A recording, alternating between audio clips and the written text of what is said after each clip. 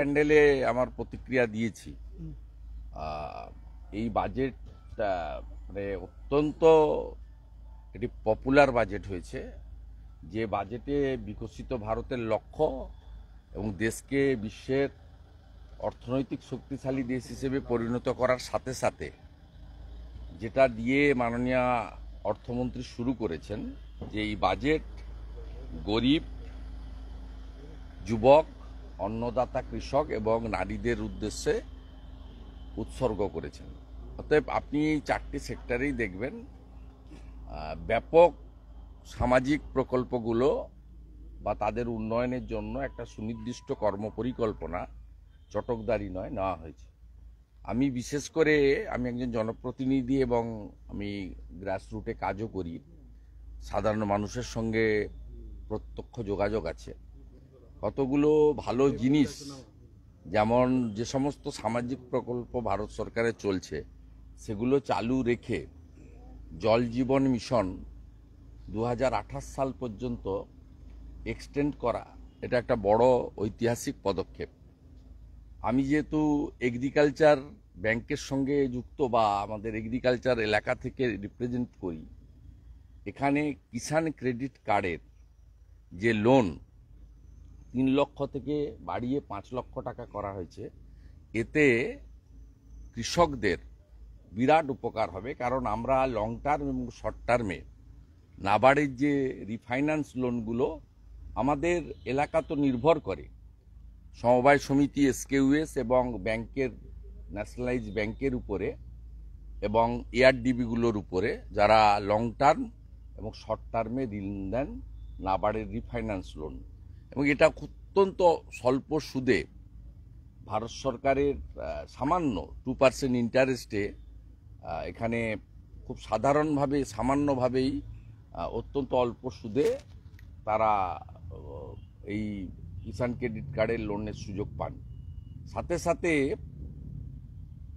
আমাদের বিশেষ করে 12 লক্ষ টাকা পর্যন্ত ইনকাম ট্যাক্স ছাড়, এটা তো ব্যাপকভাবে মধ্যবিত্ত এবং নিম্ন মধ্যবিত্ত তারা অত্যন্তভাবে আনন্দিত হয়েছেন। এবং এক্ষেত্রে আপনারা মিডিয়াতে যারা কাজ করেন, প্রিন্ট মিডিয়া, ইলেকট্রনিক্স মিডিয়া, আমার মনে হয় এই 12 লক্ষ টাকা পর্যন্ত ছাড়ের ক্ষেত্রে বছরে তারাও অনেকে এটাতে সরাসরি উপকৃত হবে। আপনি যদি চুলচেরা বিশ্লেষণ করে দেখেন, তাহলে 12 লক্ষ টাকা যে ইনকাম গ্রুপ, তাদের ইয়ারলি বেনিফিট হচ্ছে 80,000 থেকে 1,20,000 টাকা এক বছরে। অর্থাৎ এই বাজেটকে ওয়েলকাম করা ছাড়া অন্য কোনো কারণ নেই।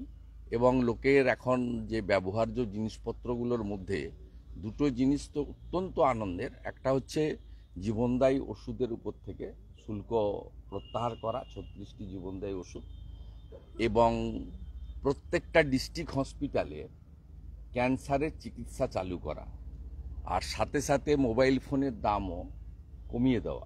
কারণ আজকে পেটিএমের যুগে আপনার বা ডিবিটির যুগে আমরা পেটিএম মোবাইলে ইউজ করি এবং ডাইরেক্ট বেনিফিট ট্রান্সফার সরকারের থ্রু মোবাইল ফোন হয়। সেক্ষেত্রে একেবারে প্রান্তিক মানুষের কাছে মোবাইল ফোন কেনা, তার সার্ভিসিং করা, এসবের ক্ষেত্রে খুব গুরুত্বপূর্ণ। এইসব কতগুলো জিনিস হয়েছে যেখানে ভারতবর্ষের কৃষক থেকে শুরু করে সাধারণ মানুষ এবং মধ্যবিত্ত, নিম্ন মধ্যবিত্ত তারা সরাসরি এই বাজেটে উপকৃত হয়েছে।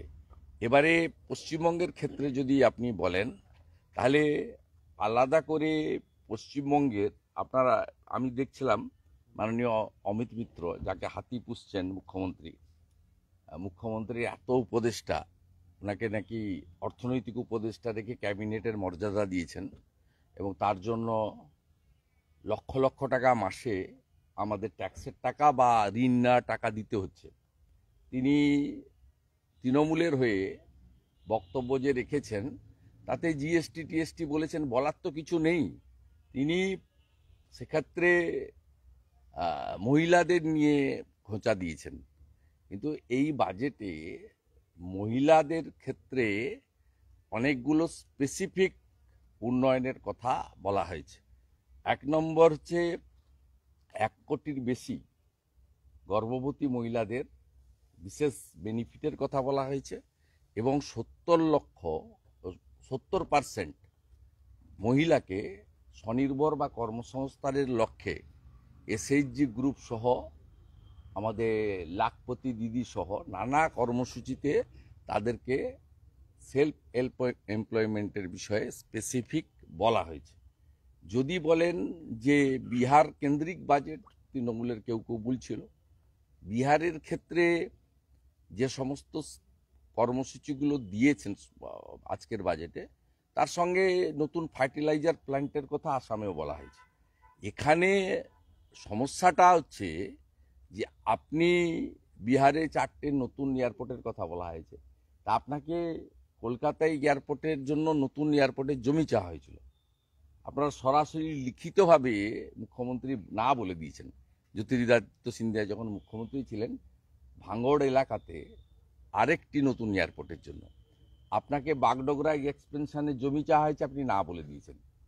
আপনাকে কলাইকুণ্ডা মিলিটারি এয়ারপোর্টকে কমার্শিয়াল এবং ডোমেস্টিক এয়ারপোর্ট হিসেবে চালু করার জন্য প্রপোজাল দিয়ে 25 একর জমি চাওয়া হয়েছে, আপনি দেননি। আপনাকে হাসিমারা এয়ারপোর্টকে পাবলিককে, জনগণকে ইউজ করার জন্য কমার্শিয়াল ফ্লাইট, ডোমেস্টিক ফ্লাইটের জন্য 37 একর জমি চাওয়া হয়েছে, আপনি দেননি। আপনি 61টা রেল প্রজেক্টে আপনি অ্যাডিকুয়েট ল্যান্ড আপনি প্রোভাইড করেননি। তো স্বাভাবিকভাবে যে সমস্ত স্টেট গভর্নমেন্ট আসাম জায়গা দিয়েছে, তাই ওখানে নতুন একটি ফার্টিলাইজার বড় ইউনিট হচ্ছে।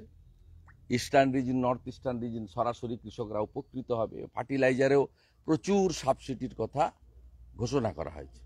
সাথে সাথে বিহারের ক্ষেত্রেও অনেকগুলি জমি তারা প্রোভাইড করেছেন, কেন্দ্রীয় সরকারের সঙ্গে কাঁধে কাঁধ মিলিয়ে বলছেন।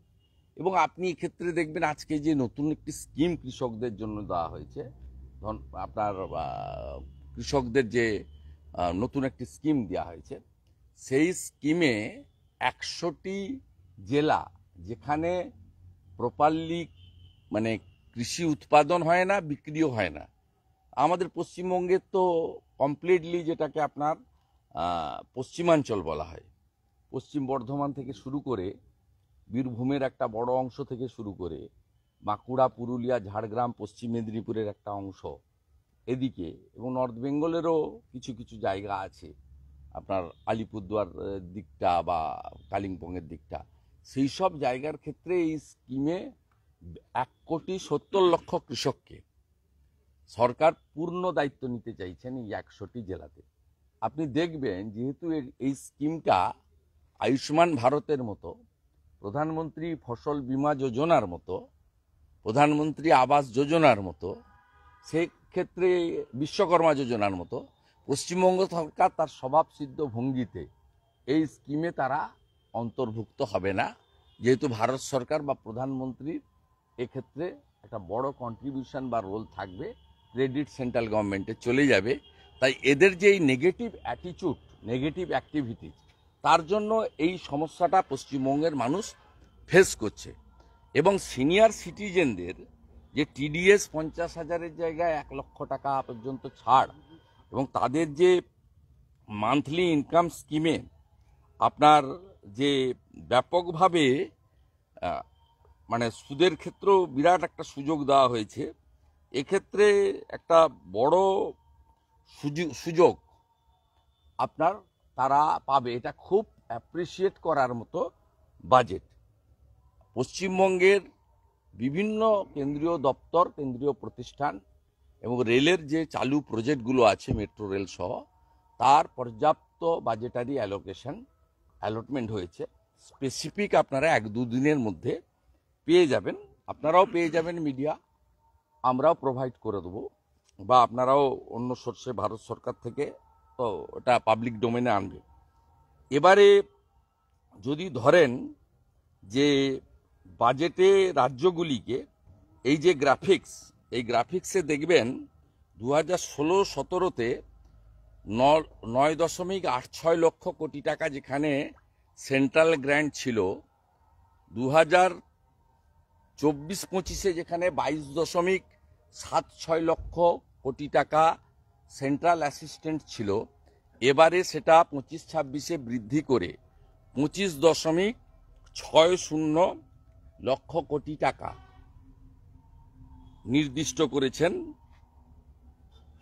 ভারত সরকার আজকে অর্থ বাজেটে, এবং সমস্ত রাজ্যকে উন্নয়নের ক্ষেত্রে সমান দৃষ্টিভঙ্গি দিয়ে দেখতে গিয়ে পশ্চিমবঙ্গেও আপনি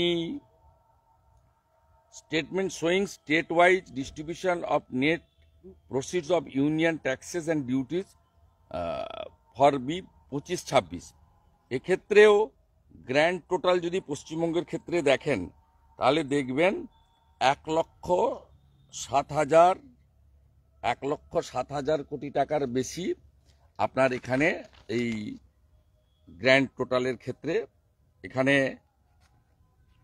পরিষ্কারভাবে এটা বলা হয়েছে, গ্র্যান্ড টোটালের ক্ষেত্রে এটা বলা হয়েছে।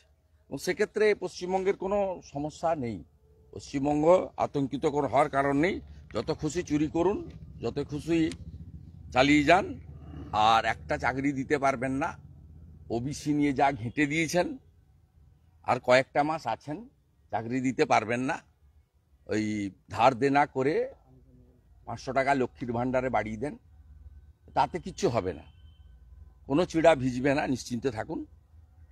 বাড়িতে বাড়িতে লোক চাকরি চায়, শিল্প চায়, স্বাস্থ্য পরিষেবা চায়।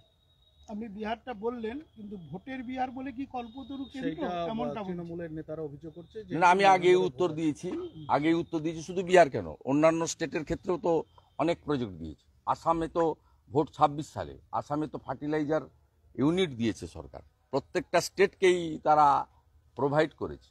এবং সত্যিকারে বিহারের যে সমস্ত উন্নয়নের কাজ করা দরকার ছিল, মাখানা বোর্ড থেকে শুরু করে হর্টিকালচার, বিহার থেকে হর্টিকালচার মিনিস্টার চিরাগ পাসওয়ান, সে তো তার স্টেটে জমি জায়গা জোগাড় করে সেখানে তো চাইবে করতে, তারা তো চাইবে। এখানে তো সমস্যা, এখানে আমাদের ভারত সরকার করতে চান, আমাদের সাংসদরা, আমাদের দুজন প্রতিমন্ত্রী তারা কাজ করতে চান। আমিও বিরোধী দলনেতা হিসেবে আমিও সহযোগিতা করি বা করতে চাই, কিন্তু প্রশ্নটা হচ্ছে ল্যান্ড। দীঘা তমলুক রেলপথের ডবল রেল লাইন হচ্ছে না, তার জন্য দায়ী কে? মমতা ব্যানার্জি ল্যান্ড দেবে না। নন্দকুমার থেকে বলাইপন্ডা হয়ে আপনার যে বালিচক রেলের এক্সটেনশন করতে চাইছে, জমি দেবে না মমতা ব্যানার্জি। জমি দেবে, কৃষকরা রেডি আছে জমি দেওয়ার, উপযুক্ত মূল্য পেলে জমি দেবেন না। নন্দীগ্রাম রেল প্রজেক্টে দ্রুত কাজ চলছে, সেখানেও দেখবেন 74 একর জমি পেয়েছি আমরা আগে, 6 একর জমি এখনো পাওয়া যায়নি। বাকি কাজ পুরো দমে চলছে, 200 কোটি টাকার বেশি অ্যালটমেন্ট হয়েছে, আরও 300 কোটি টাকা অ্যালটমেন্ট হয়েছে, কাজ পুরো দমে চলছে, ফুল স্পিডে কাজ চলছে। আপনি পাঁশকুড়া থেকে ঘাটাল হয়ে ইড়পালা জমি দেবেন না, হিলি রেল প্রজেক্টে জমি দেবেন না। আপনি ভাদুতলা হয়ে লালগড় রেল প্রজেক্টে জমি দেবেন না। এরকম 61টা রেল প্রজেক্টে রয়েছে, জমি দেবেন না। আপনাকে কিন্তু বলছি, আপনি জমি দেবেন না, আপনি এখানে জমি দেবেন না। জমি তো ল্যান্ড অ্যাকুইজিশন অ্যাক্ট তো কালেক্টর ডিএম এর হাতে, এবং এই ডিএমরা কন্ট্রোল বাই এই পূর্ণেন্দু মাইতির ঘাড়ে মাথা আছে যে মুখ্যমন্ত্রীর নির্দেশের বাইরে যায়। আপনি আমার জেলা বা আপনাদের জেলা নিয়ে বলুন না। এই মন্দারমণিতে এনজিটির কি একটা নোটিশ করেছিল, তাতেই ওকে গর্তে ঢুকিয়ে দিয়েছে। কে করবে, কে কোথায় জমি দিতে চাইবে? ভারত সরকার 2019-এ আপনাদের 18 জন, মানে বিজেপির 18 জন সাংসদ ছিল, এখন 12 জন, কিন্তু সেই তখনও বঞ্চিত, এখনো বঞ্চিত। তৃণমূল থেকে বলা হচ্ছে, তৃণমূলের কথার উত্তর দেওয়ার কোনো দরকার নেই। তৃণমূলকে পরামর্শ করব যে অন্য রাজ্যগুলোকে দেখে শিখুন। এমনকি ওমর আবদুল্লাহ যে ভারতীয় জনতা পার্টির বা ইন্ডিয়ার বিরুদ্ধে, তাকে দেখে শিখুন। ওমর আবদুল্লাহকে দেখে শিখুন, তিনি বয়সে মমতা ব্যানার্জি থেকে অনেক ছোট, তার বাবা মমতা ব্যানার্জির সহকর্মী ফারুক আবদুল্লাহ, তাকে দেখে শিখুন। ঝাড়খণ্ডের হেমন্ত সোরেন ভোটে এত ফাটাফাটি করেছে, শপথ গ্রহণে মোদিজির বাড়ি, অমিত শাহজির বাড়ি, রাজনাথ সিং এর বাড়ি, নীতিন গডকরির বাড়িতে গিয়ে তাদেরকে আমন্ত্রণ করেছিলেন আসার জন্য। ফেডারেল স্ট্রাকচারে সেন্ট্রাল স্টেট রিলেশন করুন। তৃণমূলকে বলবো আগে আয়ুষ্মান ভারতটাকে চালু করুন। তৃণমূলকে বলবো আগে প্রধানমন্ত্রী ফসল বীমা যোজনাকে তাকে চালু করুন। তৃণমূলকে আগে বলবো প্রধানমন্ত্রী আবাস যোজনাতে পরিচ্ছন্ন তালিকা পাঠান কেন্দ্রে।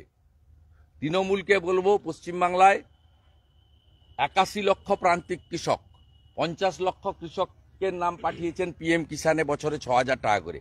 আরো 31 লক্ষ কৃষকের নাম কেন পাঠাননি? কেন রেকর্ড পাওয়া যায় না অনলাইনে জমির? কেন ভারত সরকারের এই কর্মসূচি থেকে 31 লক্ষ কৃষক পরিবারকে বঞ্চিত করছেন? 6,000 টাকা করে মোদিজি দিতে চাইছেন তাদের বছরে। কেন যারা নাপিত থেকে শুরু করে মালাকার, স্বর্ণকার, তাঁত শিল্পী, সুতার, কামার, মানে হাতের কাজ করেন, কারিগর, আর্টিজান, তাদের বিশ্বকর্মা যোজনা, যেখানে পশ্চিমবঙ্গ সরকারের একটা টাকা নেই, কেন 6 লক্ষ অ্যাপ্লিকেশন পড়ে থাকা সত্ত্বেও এই অ্যাপ্লিকেশন দিল্লিতে পাঠাচ্ছেন না, যাতে তারা আদিবাসী জনজাতিরা থাকে? সেখানে রেসিডেন্সিয়াল একলব্য স্কুলের জন্য জমি চেয়েছে। 3টে স্কুল এখনই প্রদান করুন, উন্নয়ন নিয়ে রাজনীতিটা কম করুন। রাজনীতিটা আপনারা করেন, তার ফল ভোগ করছে পশ্চিমবঙ্গের লোক। কয়েকটা পশ্চিমবঙ্গে ভারতীয় জনতা পার্টির সরকার আসবে, দিল্লিতেও আসছে, পশ্চিমবঙ্গেও আসবে, বিহারে তো আমরা বাম্পার জিতবো, এটা নিয়ে কোনো সমস্যা নেই। এবং তখন এখানে পশ্চিমবঙ্গে কেন্দ্রীয় সরকারকে নিয়ে আমরা সমস্ত কর্মসূচি চালু করব, সামাজিক স্কিমও চালু থাকবে, বেনিফিট ডবল হবে এবং অন্যান্য স্কিম হবে। সবচেয়ে বড় ক্রাই হচ্ছে প্রতি বাড়িতে চাকরি চাই। গুজরাটের মতো শিল্প এবং কর্মসংস্থান পশ্চিমবঙ্গের মানুষরা চায়। অর্থাৎ সেই কাজ যদি করতে হয়, ডবল ইঞ্জিন ছাড়া অন্য কোনো ইঞ্জিন চলবে না। আজকের এই বাজেটে সেখানে বলা হচ্ছে যে চাকুরিজীবীদের আস্থা পূরণ হয়েছে, স্বপ্ন পূরণ হয়েছে এবং মধ্যবিত্তদের হাতে টাকা রাখার জন্যই বাজেট করা হয়েছে। চাকুরিজীবী আর 12 লক্ষ টাকা রোজগার তো আলাদা করছেন কেন?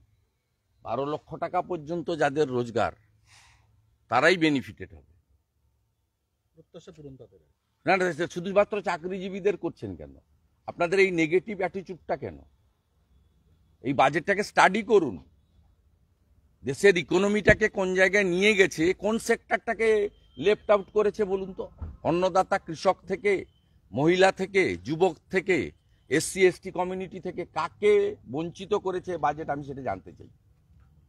সামগ্রিকভাবে ক্যান্সারের ওষুধ 36টা ওষুধকে তার দাম কমিয়ে দিয়ে সমস্ত জেলাতে ক্যান্সার চিকিৎসা চালু করার মতো ঐতিহাসিক সিদ্ধান্ত।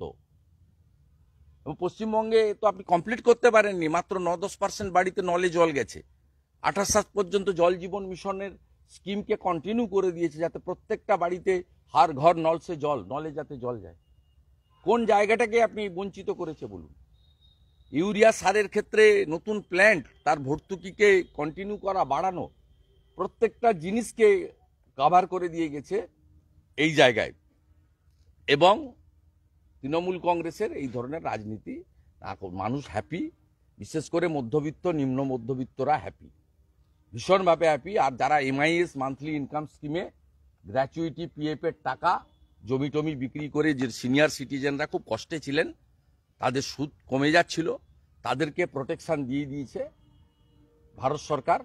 এটা সিনিয়র বরিষ্ঠ নাগরিকদের আশীর্বাদ মোদিজির সরকার পাবে। ঠিক আছে, থ্যাংক ইউ। চা টিফিন হয়ে গেছে, বেরিয়ে যান।